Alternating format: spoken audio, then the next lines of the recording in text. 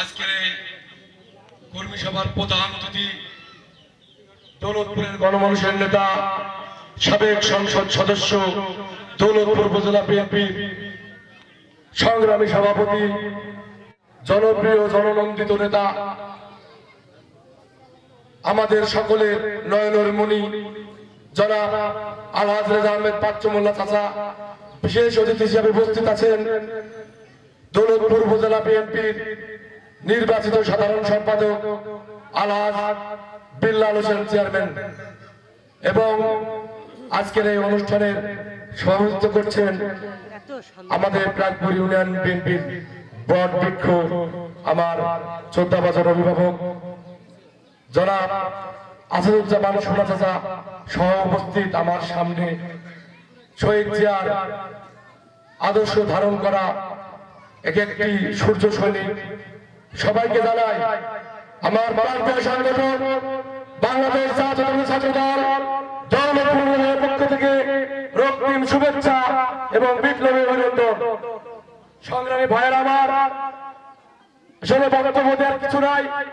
আমরা দীর্ঘ ফ্যাসিজম অতিক্রম করে এসেছি, আজকে আমরা স্বাধীনভাবে কথা বলতে পারছি। এইভাবে কিন্তু আমরা অতটাই কথা বলতে পারি নাই, পেরেছি।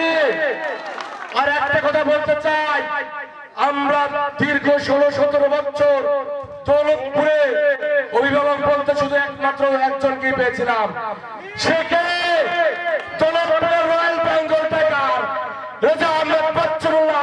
তিনি আমাদের সর্বক্ষণে যোগাযোগ রেখেছে, আমাদের সুখে দুঃখে বিপদে আপদে আমরা পেয়েছি।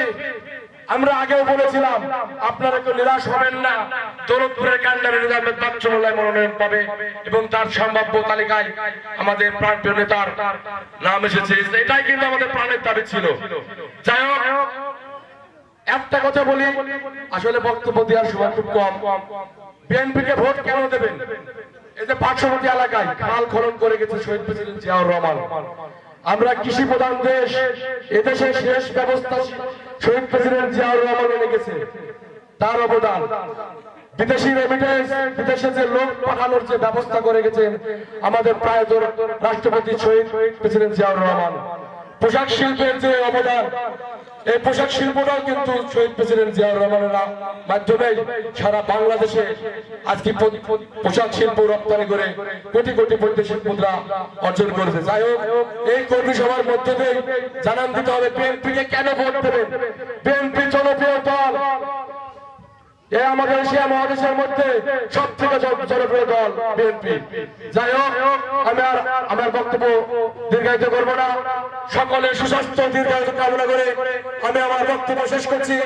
বাংলাদেশ জিন্দাবাদ, বাংলাদেশ জাতীয়তাবাদী ছাত্রদল জিন্দাবাদ, শহীদ রাষ্ট্রপতি জিয়াউর রহমান অমর, দেশনেত্রী বেগম খালেদা জিয়া জিন্দাবাদ, তরুণদের অঙ্গন তারেক রহমান জিন্দাবাদ, দৌলতপুরের গণমানুষের নেতা রেজা আহমেদ পাচ্চু মোল্লা জিন্দাবাদ, জিন্দাবাদ, জিন্দাবাদ, জিন্দাবাদ।